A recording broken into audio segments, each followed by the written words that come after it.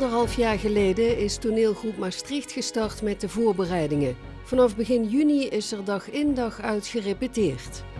Ik ben de controle kwijt, ik voel het. De duiven willen niet komen, er hangt onheil in de lucht. In de naam van de Vader, de Zoon, de Heilige Geest. Amen. Ja, leck mich am Arsch. Latai! Vlieg! Vlieg. We zijn blij dat we allemaal nog leven. What the fuck? 3 maanden lang werken dagelijks 70 mensen aan het spektakelstuk. Van acteurs tot figuranten, van productie tot techniek. Ook worden tientallen vrijwilligers ingezet. Er is een tribune gebouwd met 1100 zitplaatsen. Roeien. Precies 50 jaar na de sluiting van de laatste schacht komt de mijngeschiedenis in de Rodahal in Kerkrade weer helemaal tot leven.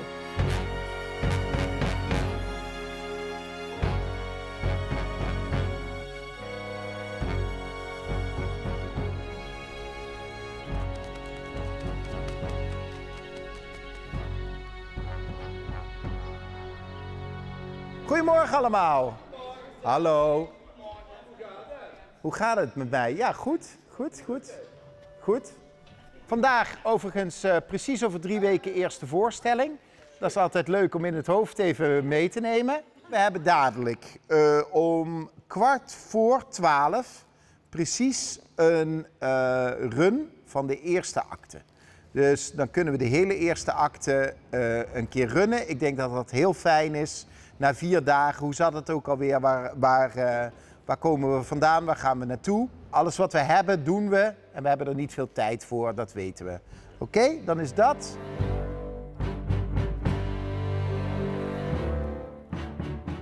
We ontlenen heel veel aan wie we vandaag zijn. En zeker in die mensen in de oostelijke en de westelijke mijnstreek. Aan die Koempelhistorie. Dus dat is relevant vandaag ook nog. Ik heb lang in België gewoond en toen ik terugkwam naar Limburg, toen mochten we de opening van het jaar van de mijnen maken. En toen was ik bij die concerten van Carbone. Die hadden een soort reunieconcert en ik had nog nooit concerten bijgewoond waar je zoveel mensen hebt zien huilen. En dat je zo zag dat dat aankwam en hoe enorm mensen hun identiteit verbonden aan die mijnhistorie. Dat fascineerde me waanzinnig. Nou, welkom in Heilust. Gestut door lijken, rustend op de resten van hen die geloofden in die belofte. Die stikten in de helledampen, het kolengruis. Ik weet zeker, als je mij open zou snijden, zwart, antraciet. Wij zijn zelf mijn geworden. Ik geloof dat het ongelooflijk relevant is, omdat het echt helemaal klopt in de tijdgeest. Maar ook, en dat vind ik eigenlijk het belangrijkst, en dat vind ik al langer, dat we voor de mijnwerkers een soort altaartje, zeg maar gerust altaar oprichten, waarin we ze eren, een echt groot eerbetoon aan al die mijnwerkers die voor ons zich het snot voor de ogen hebben gewerkt.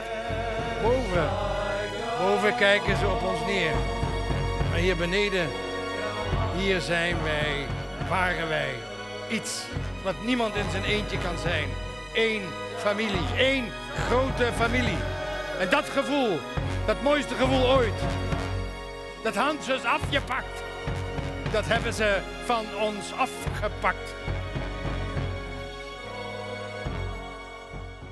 We kijken eigenlijk naar de herinnering van een oud koempel die terugkijkt. En die herinnering is gekleurd door alles wat hij heeft meegemaakt. Een beetje door de bitterheid waarmee hij terugkijkt. Dat wordt ook een paar keer benadrukt. Dat het verhaal wat wij vertellen over die mijnen is maar één verhaal. Is een narratief. Zo werkt het met geschiedenis. Ik denk wel dat we het te lang er niet goed over hebben gehad. En wat dat boek van Marcia Luijten 10 jaar geleden met een hoop aandacht voor het jaar van de mijnen heeft losgemaakt, is dat we het er weer over hebben. En dat het nu ook voelt als geschiedenis. Als iets waar je met wat verdere afstand op kunt terugkijken. Dus ja, daarom vond ik het een super toffe uitdaging om van dat boek nu een verhaal te maken. In zo'n vorm zoals ze nu aan het repeteren zijn. Dat het planmatig, een beetje social designing, zoals Marcia dat in dat boek beschrijft. En de rol van de kerk en van de mijndirectie daar bijvoorbeeld in. ja, dat vond ik heel erg aansprekend aan het boek. Dus, en dat zie je ook terug in dit stuk, ja. Het liefst zou ik naar de première komen en kijken wat er van geworden is. Maar af en toe moeten nu nog wat teksten worden aangepast of moet er hier wat worden geschrapt. En dan, soms word ik dan daarbij betrokken. Dus er komt telkens weer een laag bij die ik nooit had kunnen bedenken op papier. Dus het wordt zoveel mooier en rijker dan wat ik ooit in mijn kamertje had bedacht. En het mooiste is dat ik dat op één avond ineens allemaal over me heen krijg. En mocht er straks niemand meer zijn die nog op jou wacht, klaag niet. Klaag nooit dat de zon niet schijnt. Maar warm je aan de kou. Huub Vinken is in elk geval voor de pauze een man die de mijnen ingaat. Hij heeft een vrouw, Barbara, gespeeld door Machtel de Laat, die veel standvastiger is en veel meer een mening heeft en veel meer discipline en veel meer staat voor wie ze is. En mijn Huub is toch een beetje met de winden meewaaiende man. En pas na de pauze eigenlijk, als er echt een beroep op hem wordt gedaan, dan komt zijn ware aard naar boven. Dan gooit hij dat opportunisme van zich af. En dan wordt hij toch ook een beetje dapper. Opa, de mijn sluit. Onze mijn. Mijn mijn. Mijn mijn. Is niet jouw mijn. Nou, het is een hele mooie rol. Ik ben en verteller en soms stap ik in een scène en stap ik er weer uit. En ik ga door het hele leven van Huub, van zijn 20ste tot zijn 75ste. Dus al die gradaties, inclusief silicose en kortademig, en dat mag ik allemaal spelen. Ik schenk Huub er een goed betaalde, vaste aanstelling beneden gronds bij. In de Willem Sophia. Koempel Huub. Dat contract, dat is het smerigste wat me ooit is aangedaan. Ja, ik speel Albert van Zuilen, mijn directeur. En ik zie hem als een visionair. Hij komt en hij ziet, dit is de plek waar ik een hele nieuwe kolonie kan starten. Waar ik een bedrijf winstgevend kan maken, daar zelf de vruchten van kan plukken. En af en toe een beetje zo doe als ik het heb over de arbo-regels en dat soort dingen. Want het belangrijkste is dat er geld verdiend wordt, dat er veel kolen uit de grond komen. En later dat ik en mijn gezin veilig zijn voor de Duitsers, als we het hebben over de Tweede Wereldoorlog. Poels is de naam, hoofdaalmoezenier van de sociale werken in Limburg. Het personage wat ik speel dan, Dr. Poels, die was eigenlijk een soort sociaal architect. Zorgde ervoor dat er woningbouwverenigingen op gang kwamen, dat iedereen goed gehuisvest werd. Legde de grondvesten voor een verenigingsleven. Dus een soort architect van de Limburgse samenleving, waar je nu nog steeds de sporen van ziet. Dus in die zin is ook de voorstelling een hele waardevolle geschiedenisles. Alles wordt beter, beter wordt beter. Als ik naar ons kijk, denk ik steeds boter en suiker. Dus wij smeren boter en suiker in, maar de binnenkant is toch echt antraciet en zwart, die kolen. Maar wij proberen het plaatje altijd mooier te maken dan het is, zodat wij daarvan kunnen profiteren. We opereren echt als een tandem een beetje in de eerste helft van de voorstelling. Het is een beetje good cop, bad cop-achtige situatie.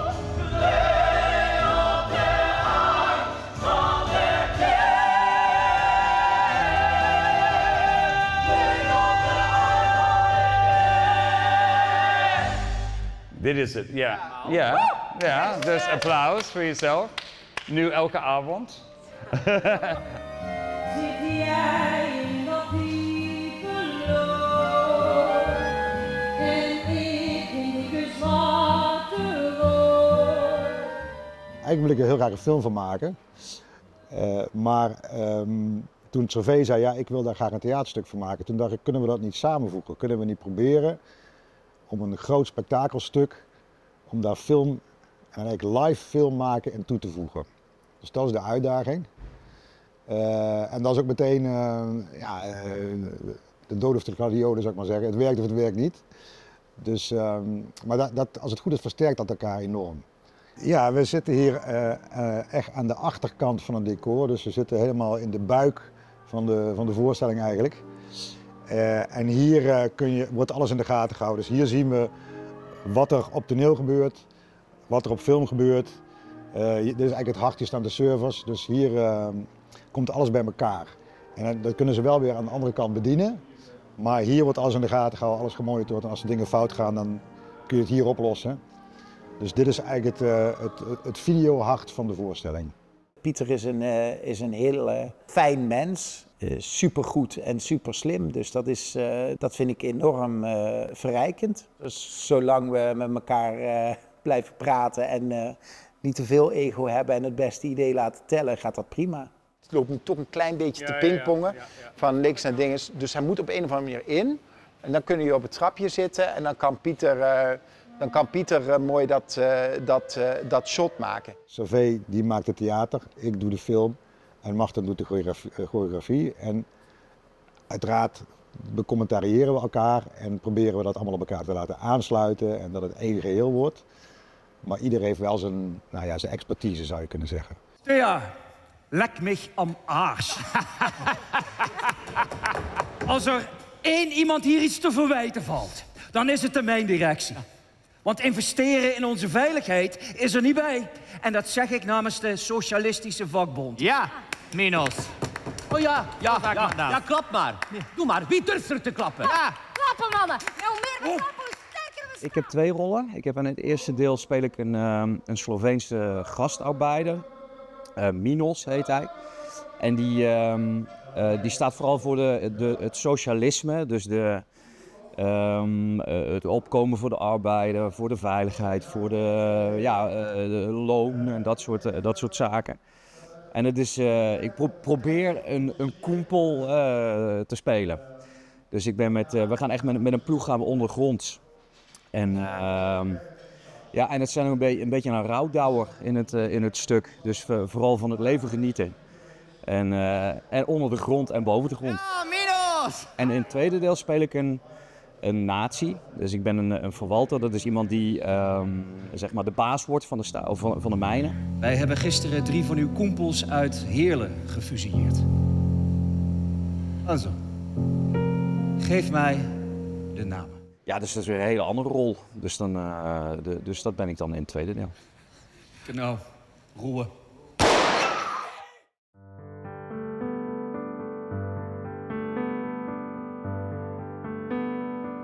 Nou, eens kijken of we iets nieuws hebben. Ja, volgens mij, deze had ik nog niet gezien. Ja, dit is voor Günther allemaal. En deze krijg ik denk ik aan als we het triootje zijn als we naar Schunk gaan. Oh ja, dat kwartet. Het Mine Heiles kwartet. Dan krijgen we... Oh, leuk. Oh ja, handig. Ik speel Günther Schloss. En dat is eigenlijk een Duitser die naar Limburg komt om daar een van de socialisten die naar Limburg komt om in de mijnen te gaan werken. Dus ik mag ook echt, voor mij hangt hij hier toevallig, mag ik een echt mijnwerkerskostuum gaan dragen. Hij ziet er nu nog hartstikke netjes uit, maar ja, gaandeweg als ze in de mijn, dan komen ze natuurlijk pikzwart naar boven. Dus hij ziet er nu nog netjes uit, maar straks gaat hij waarschijnlijk onder het koolstof terechtkomen. Dus dit draagt Günther natuurlijk als hij de koel ingaat. En ja, het is ook echt, we gaan verschillende tijdspannen door vanuit 1900 naar 1970 toe. Dus het is echt hele ouderwetse kleding met een mooie jasje erbij bijvoorbeeld. Dat heeft onze kostuumontwerper Joris, die heeft dat allemaal zorgvuldig uitgezocht om te kijken wat er precies in die tijd... Dus we gaan heel veel lagen aankrijgen, dus dat gaat lekker zweten worden straks hier in de Rode Hal. Hetty, en? Is het vandaag wel schoon binnen? Hebben mijn lessen gebaat? Hou je meer geld over aan het eind van de maand? Laat me je keuken zien. Maar ik denk niet dat Günther dat waardeert. Wird er wieder schlecht über mich geredet? Redest du wieder Scheiß über mich? Oh, raak mij aan en ik laat jou opsluiten. Raak jouw vrouw nog 1 keer aan waar ik bij sta en ik laat jou deporteren. Laat mijn man met rust. Ik heb in het verleden vooral rollen gespeeld die vooral komisch waren of grappig. Dus ik vind het interessant om te zoeken naar een beetje de bad guy, om die te gaan spelen. Het is ook altijd wel leuk om iets te spelen wat je zelf totaal niet bent. Maar ik wil hem ook niet alleen maar slecht maken. Ik wil hem wel een motief geven waarom die zo is geworden of waarom die dingen doet. En dat is de interessantste uitdaging voor mij. Ihre eigene Frau und Tochter in einer verdächtigen Wohnung. Ich werde mir das merken, Herr Schloss.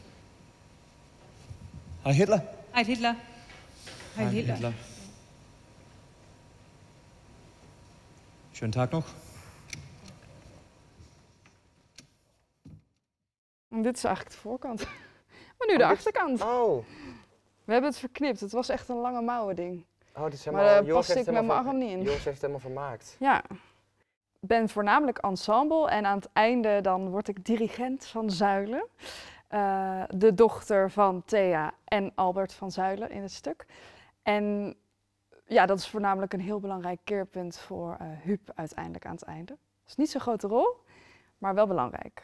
Ja, een groot deel van mijn familie die komt uit Kerkrade. Dus daar kwam ik echt elk weekend als kind. Dus ik ben ook helemaal met het dialect opgegroeid. En ik woon er nu zelf ook weer. Of ook weer, voor de eerste keer. En de opa van mijn moeder die heeft zelf ondergronds in de mijnen gewerkt. Ik heb hem niet gekend helaas. Maar ja, daar kwam ik eigenlijk ook pas achter toen ik wist dat ik deze musical of dit theaterspektakel ging doen. En toen pas kwam ik daarachter, dus ben ik ook naar mijn opa toe gegaan, want het was zijn vader. En heb ik alle verhalen aan hem gevraagd, wat hij daarvan afwist. Zij kwamen zelf uit Friesland over, dus ze zijn vanuit Friesland speciaal voor de mijnen in Kerkrade gaan wonen. Hij is uiteindelijk gaan leren voor priester. En hij is uiteindelijk dus diaken geworden ook, omdat hij ja, in Kerkrade ook de vrouw van zijn leven tegenkwam. Dan kun je geen pastoor meer worden, maar wel diaken.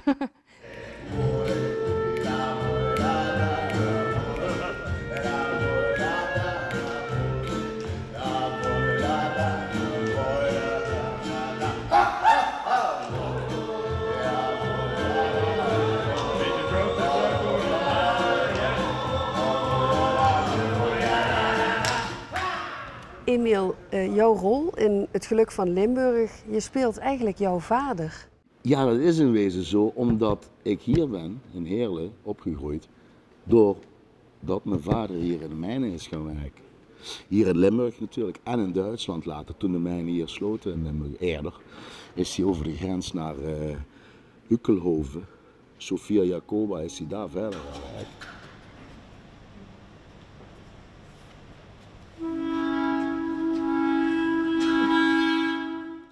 Maar ik herken de manier waarop je met elkaar omgaat en de manier waarop je, ja, hoe het ging.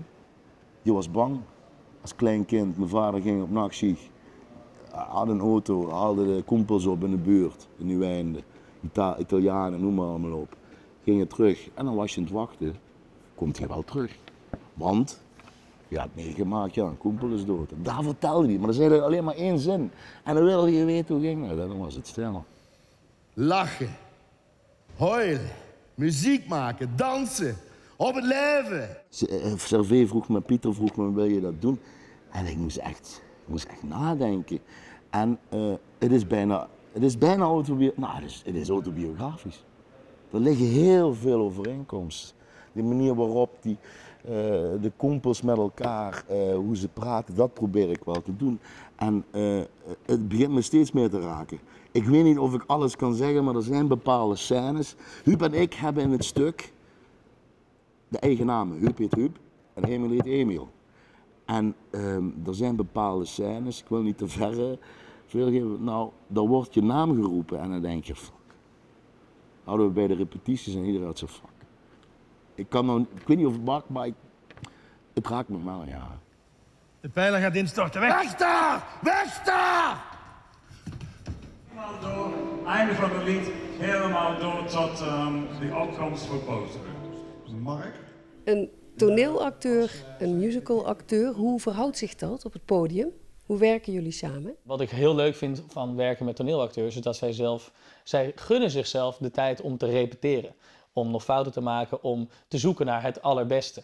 En mijn valkuil is dat ik repeteren niet zo leuk vind, dat ik het spelen heel leuk vind. Dus dat ik zo snel mogelijk naar een resultaat toe wil. Maar ja, het is ook goed om nog even een paar keer te struikelen voordat je bij dat resultaat komt. Dus dat vind ik super leerzaam om werken met serieuze, echte toneelacteurs. En ik zit dan op mijn beurt ook weer enorm met bewondering te kijken hoe Buddy al dat dansen en het zingen allemaal meteen weet te integreren. En dan sta ik nog te klungelen, moet ik nog half op een auto klimmen. En denk ik, oh, ik moet zingen, ik moet nu omhoog. Dus ik sta dan enorm te stuntelen en met die rol denk ik, ja, dat komt allemaal wel goed. Maar ik moet allemaal die bewegingen en die zang ook nog allemaal integreren. Dus ik sta op mijn manier weer met bewondering te kijken naar hoe Buddy dat doet.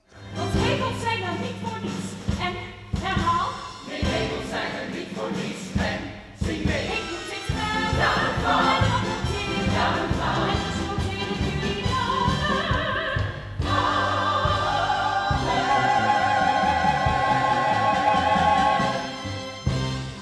ik kon eigenlijk eerder zingen dan dat ik kon acteren. Dus zingen is echt met de paplepel ingegoten. Letterlijk door pap. Die ons ook meerstemmig leerde zingen. Beatles, Stones, daar was hij fan van. Nee, ik kon eerder zingen dan acteren. Dus het is altijd heel vertrouwd. Ik vind het ook heel leuk om te doen.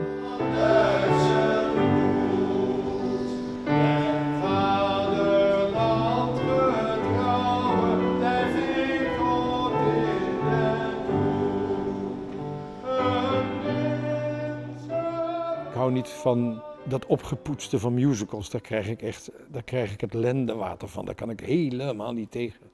Dus ik wil het ook helemaal geen musical noemen. Het is een toneelstuk met muziek. En er wordt af en toe een relevant liedje gezongen.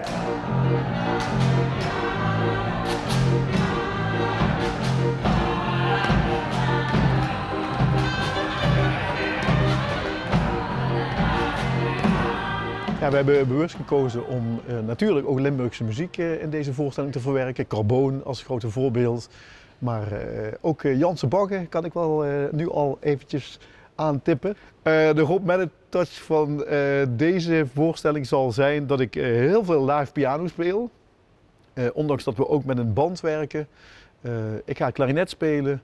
En ik heb voor het eerst in mijn carrière een tweetal rolletjes met tekst. Dus dat is mijn touch. In de naam van de Vader, de Zoon, de Heilige Geest. Amen. Deze goede man heeft zojuist zijn laatste adem uitgeblazen. We kunnen niets meer voor hem doen.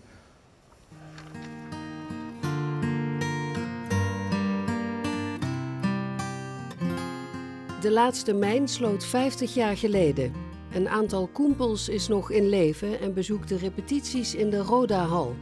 Vanaf eind juli is het Geluk van Limburg maandenlang te zien in Kerkrade. Nou, ik kreeg er af en toe kleine rillingen van. Daar komt de geschiedenis terug, hoe het daar was.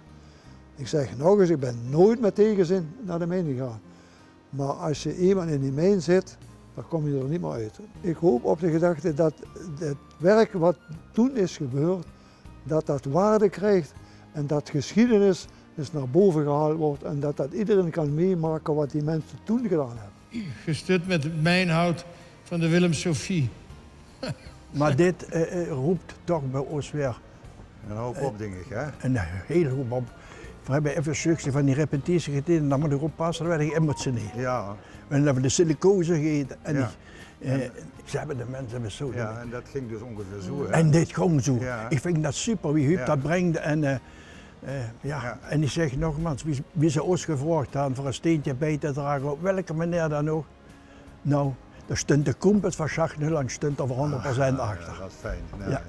Nou, wanneer ik dit zie, er komen bepaalde gevoelens bij. Je denkt, ja, zo wordt het. Ze hebben het perfect gemaakt.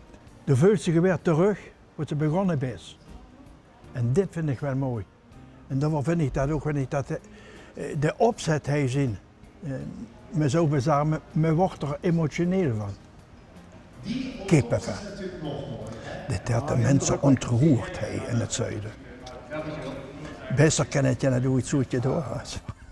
Een echte kwaler. Verrassen is op zich niet echt een doel. Kijk, als de geschiedenis interessant is en de Limburgers worden erin gerepresenteerd en die verhalen zijn spannend en ze vertellen iets over de streek en wie wij zijn, dan is dat leidender, vind ik dan verrassend zijn. Nou ja, we hadden net een doorloop waarvan ik dacht, we moeten nog heel veel doen. Maar ik vind het zelf altijd wel leuk. Ik vind het leuk om iets te gaan doen waarvan ik denk, ja, moet dat nou? Is dat nou weer nodig? Waardoor ik toch een beetje buikpijn krijg, zeg maar, aan de voorkant. Maar als het lukt is de reward ook des te groter. Dus ik vind het leuk om spannende dingen te doen. Dingen die net even anders zijn dan normaal. Het feit dat mensen met die geschiedenis bezig zijn, raakt die mensen al. Want het is hun geschiedenis, dus ik hoop dat we er recht aan doen. Maar dat is wel extra spannend natuurlijk. Kumpelschein, bied op den teng, want de